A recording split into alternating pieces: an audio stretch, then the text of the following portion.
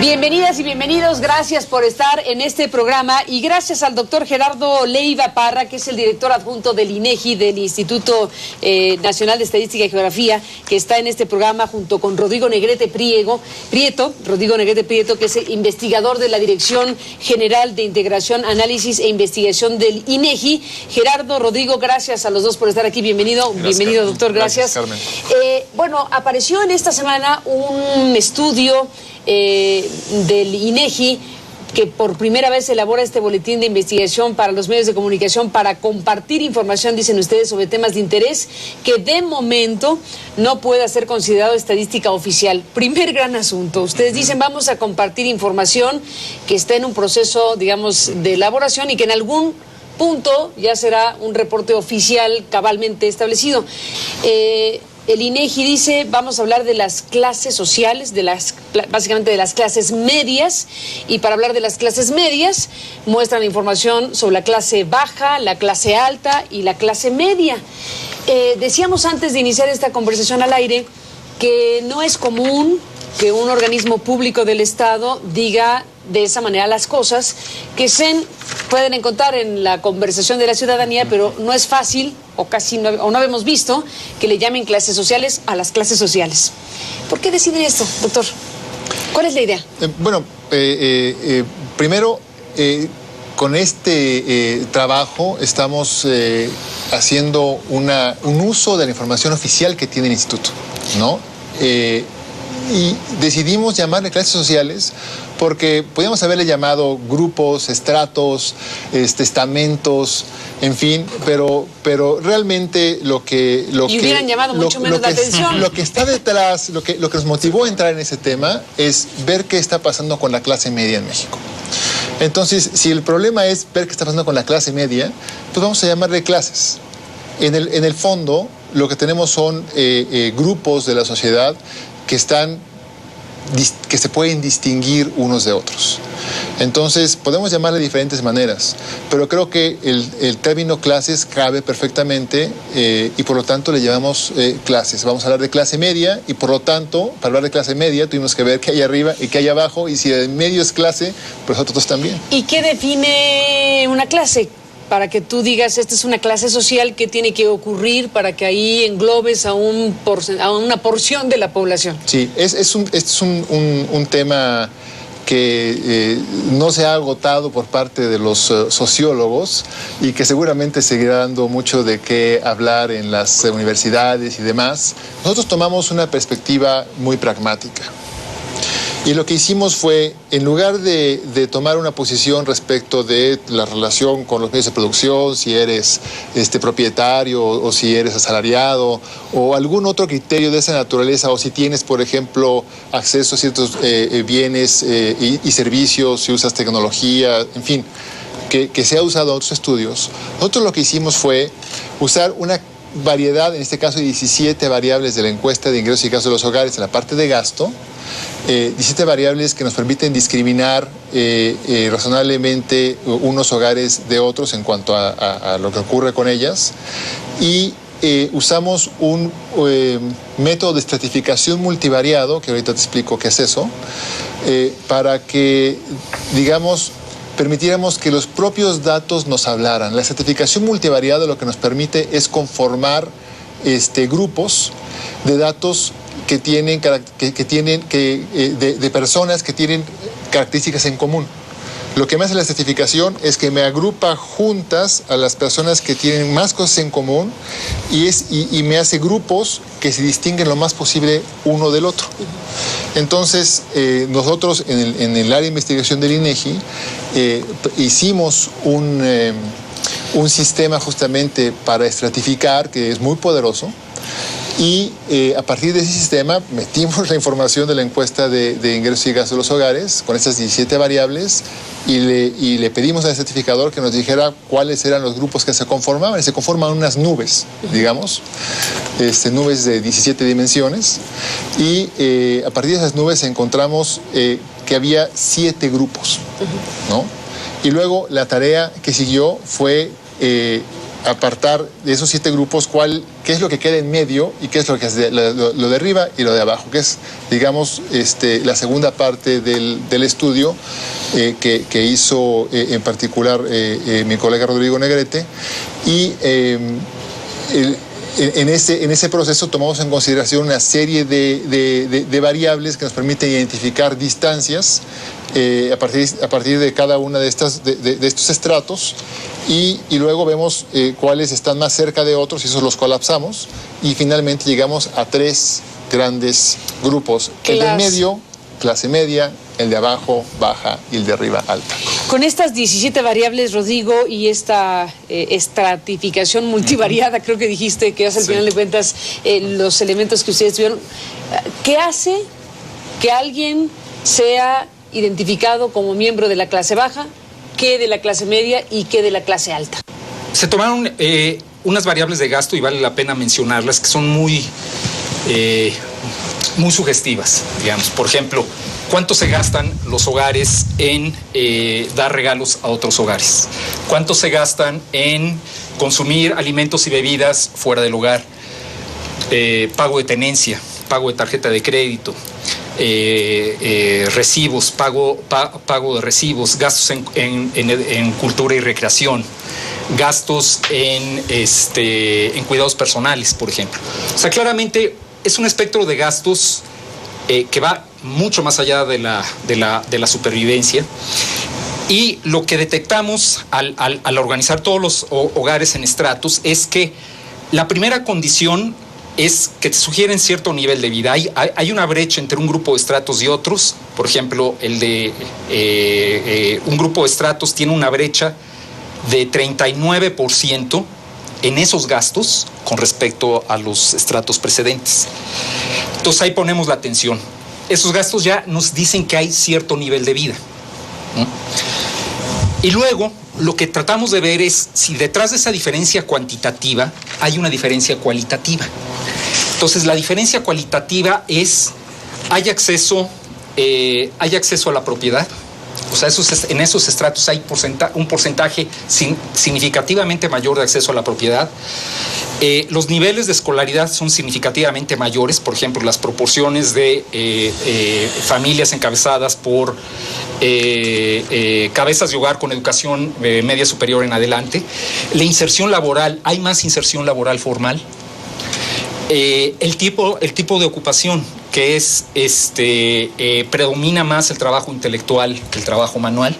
Entonces, para sintetizar tu pregunta, es una combinación de nivel de vida visto a través de variables de gasto, soportado por ciertas variables de inserción en el mercado laboral, tipo de ocupación, escolaridad y acceso a la propiedad. Pongámoslo de esta manera. ¿Cuál sería la familia tipo, ¿no?, para ser considerada clase baja? ¿Cuál la familia tipo clase media? ¿Y cuál la característica de clase alta? Después de la pausa, si les parece, vi, por ejemplo, que ustedes en la conferencia de prensa daban un caso de si en una familia había por lo menos una computadora, alguien con tarjeta de crédito, o gastaban 4,000 pesos trimestrales para ir a comer fuera, etcétera. Cuéntenme de eso, de esos retratos tipo, digamos, para ubicar exactamente qué es lo que nos dicen estas 3 clases sociales identificadas de esta manera, y vamos viendo, si les parece, después de la pausa, bueno, qué porcentaje de la población total del país está en una clase, cuál en otra y cuál en la alta. Después de la pausa, regresamos en esta conversación.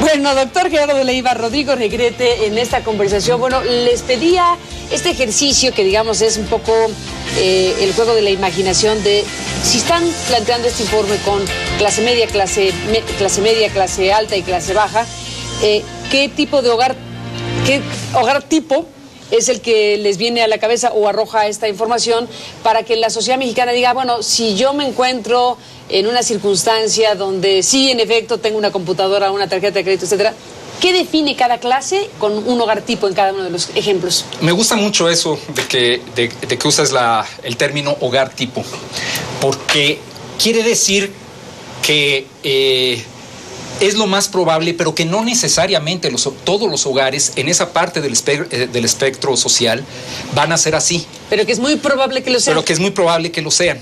¿Por qué? Porque no estamos usando definiciones categóricas.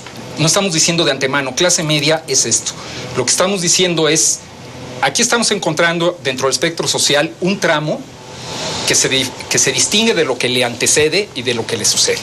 Nosotros simplemente estamos poniendo, digamos, esta configuración y dentro de esta configuración, pues sí puede haber los hogares más probables, pero no quiere decir que todos necesariamente deben tener esas características. Hogares tipo, cuéntame de los tres. Entonces, el de clase media, lo que encontramos es curioso. El matrimonio en México tiene condición de clase. Hay más gente casada en la clase media, mucho menos en la baja y en la alta. Entonces es más probable que encontremos casados, familia nuclear. Nuclear quiere decir que no está ya la abuelita, primos, etcétera. Padres e hijos nada más. En la escolaridad, como mínimo va a ser la educación media superior concluida, como mínimo. Ya hay tarjeta de crédito. Hay un consumo importante de alimentos y bebidas fuera del hogar. Dos cosas nos sorprenden. Uno, si bien el mercado formal privado es muy importante, o sea, es más probable que esté alguien inserto en el mercado formal privado, todavía, por ejemplo, la educación pública sigue siendo fundamental para las clases medias. Es una primera sorpresa que tenemos. Otra sorpresa que tenemos es que el acceso a la vivienda sigue siendo menos importante, digamos, el crédito comercial bancario que el interés social o los propios recursos familiares. Entonces, hay una combinación, hay quien cree que las clases medias solo son el producto de la economía de mercado. No hay una combinación de mercado y Estado, ahí importante. Eso es muy importante. En las clases bajas, la incidencia de la informalidad es muy alta. Es muy alta la incidencia de la informalidad. Hay más unión libre, mucho más unión libre. Esos dos detalles. Bueno, la escolaridad, por supuesto. La escolaridad es una escolaridad de secundaria como máximo. Y esos rasgos llaman la atención. Y por supuesto hay mucho menos acceso a la propiedad, ¿no? La vivienda casi seguro va a ser rentada o prestada también. Sí, hay otras características realmente sorprendentes. Por ejemplo, la cuestión de discapacitados. Eso. A ver. ¿No? Tú ves los discapacitados promedio por hogar en la clase baja. Tienes 19.4%, en la media 13.2% y en la alta 7.2%. La discapacidad tiene carácter de clase. Mira. ¿No? Incluso para las personas que tienen discapacidades por nacimiento, hay una diferencia notable entre baja, media y alta, y como te esperarás, un carácter ahora marcadísimo de clase. Es bastante mayor para la baja, un poquito menos grande para la media y bastante pequeña relativamente para la alta. Esto especulamos solamente lo que puede estar detrás. Seguramente tiene que ver con educación, con eso de la educación, pero también debe tener que ver con la misma cultura de los padres de qué hacer cuando la mujer está embarazada o no, cómo alimentarse, qué beber, en fin. Porque se hace más trabajo físico, puedes tener más accidentes. Sí. Por supuesto, el acceso a los servicios de salud, de calidad, oportunos, en fin. Ahí hay una beta bien interesante para entrarle bastante más a fondo. En uno de los cortes, Gerardo, hablábamos de la clase alta, ¿no? Y yo te decía, bueno, no sé, salía aquí el tema de las grandes fortunas que en México existen. Un ángulo posible de abordar este asunto es la desigualdad que registra la gran fotografía de la desigualdad en México al tener una pirámide donde la base principal es la clase baja Estamos hablando de que claramente la parte mayoritaria de la sociedad mexicana es una clase baja, que ciertamente en la llamada clase media puede haber un avance en los últimos años, pero que no hay duda de que este país tiene una clase baja dominante o mayoritaria en todo caso. Y un pico de la pirámide de 1.7, ¿no? Que es el gran asunto de la hiperconcentración de la riqueza, del ingreso y demás cuestiones. Me decías, doctor Leiva, que ahí no está Carlos Slim, que ahí no está Bayeres, que ahí no estarían las grandes fortunas, porque el tipo de estudio y de lo que ofrece, bueno, nos muestra otras cosas. Cuéntame de eso. Sí, bueno, es una cuestión técnica de cómo se genera la muestra que nos permite obtener los datos. Seleccionas la muestra de manera aleatoria. Por ser aleatoria, es muy poco probable que una persona en particular caiga ahí. La idea aunque sea el más rico del mundo. Claro, tendrías que ir a buscarlo. Sí, exacto. Tendrías que ir a buscarlo. La idea de una muestra representativa, ¿verdad? Sí. Es que tú echas los dados y los dados te van a caer de tal manera que va a haber personas seleccionadas en la muestra que tienen mucho en común con otras, con las cuales las puedes decir, esta representa a tal cantidad de tantas otras. Pero te cayó un multimillonario. Que no tiene nada en común con nadie. Pero que te caiga la aguja del pajar ahí, pues es prácticamente imposible. O sea, la probabilidad de eso es prácticamente cero. ¿Eso afecta a la hora de saber que el 1.7 representa la cúspide, el pico de la pirámide? No, porque digamos, lo que sabemos por otras vías es que la participación de esas personas en la población total es sumamente pequeña. No nos va a alterar el 1.7. Lo que altera es cuánto dinero concentran estos. Te alteraría si estuvieras en el tema de medición de ingreso. Exactamente. Pero estás midiendo otra cosa. Exactamente. Entonces era imposible que apareciera ninguno de los multimillonarios que hay. Pero sí te habla de esta gran polarización o abismo social que existe en México. Sí, déjame nada más retomar un dato de la propia encuesta. Es cerca de 34% del total de los ingresos de los hogares en México corresponden al decil más alto.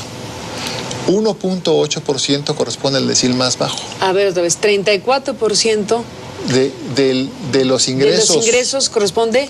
Al decil más alto. El de los deciles son, yo divido agrupo, ordeno la población del que más tiene al que menos tiene, lo divido en 10 pedacitos del mismo número de personas. Entonces, el decil de arriba tiene el mismo número de personas que el de abajo, no más que el de arriba tiene casi 19 veces más ingreso que el de abajo en promedio.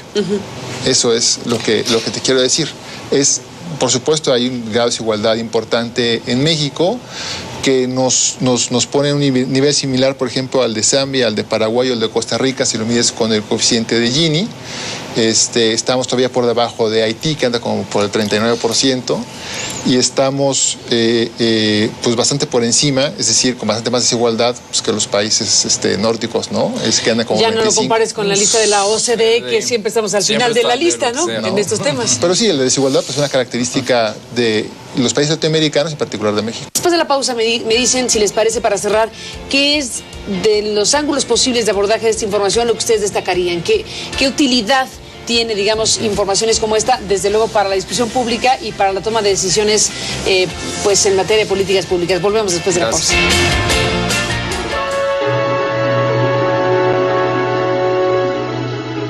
Gerardo Leiva, Rodrigo Negrete, se acabó el tiempo, nos despedimos. ¿Con qué te quedas, Rodrigo, para cerrar este programa? Lo único que queremos hacer es ya llevar la discusión a una segunda etapa, poniendo énfasis, digamos, en rubros de la información que no habían sido tomados en cuenta, los análisis y en métodos, en metodologías desarrolladas en el INEGI también, que son herramientas abiertas. O sea, un investigador puede finalmente hacer su propia investigación y podría llegar a sus propias conclusiones. Entonces, esa es, digamos, un poco el mensaje que queremos transmitir. El INEGI ya no solo ofrece información, también ofrece metodologías para que la discusión continúe y para que se anime el debate en México sobre un tema del que solo se hablaba en voz baja, digamos, en un país de mucha desigualdad. De mucha desigualdad. Doctor Leiva, ¿con qué te despides? Bueno, el punto de si México es o no un país de clases medias. ¿Qué concluyen ustedes? Nosotros encontramos que todavía no. Nosotros encontramos que al ritmo que viene evolucionando esto, nos tomaría aproximadamente unos 27 años más para que tuviéramos un 51%. ¿Haciendo qué cosas?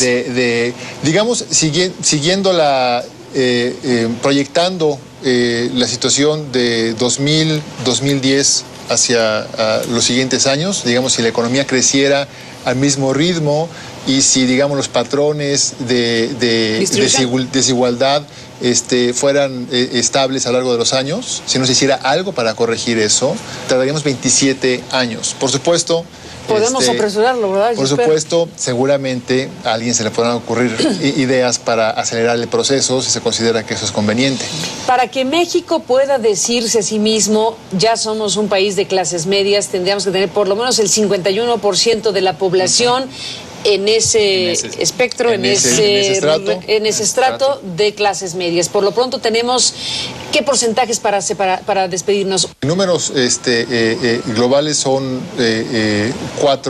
aproximadamente 4 de cada 10 personas son clase media en México. Es 39.2. En clase media.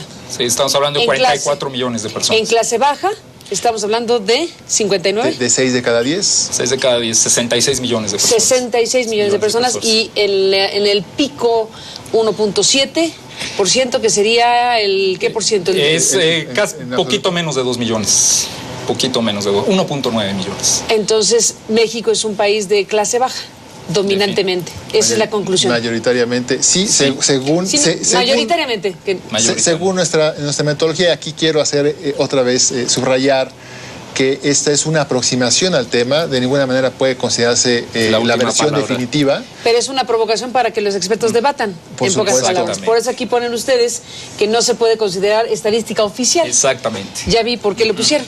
Exactamente. Pero por lo pronto aquí dejan este estudio, esta invitación a que la sociedad mexicana, a que los expertos, en todo caso, si no están de acuerdo con estas, llamémosle conclusiones o elementos preliminares de conclusiones, bueno, se abra un debate muy importante sobre esto que es fundamental para saber en dónde se encuentra parado un país. Gracias a los dos por compartir este estudio en este programa y gracias por estar en este programa pues con un tema tan importante. Ya habrá oportunidad de seguir conversando de los asuntos que están relacionados con este tema y veremos si les toman el guante, porque en realidad lo están haciendo.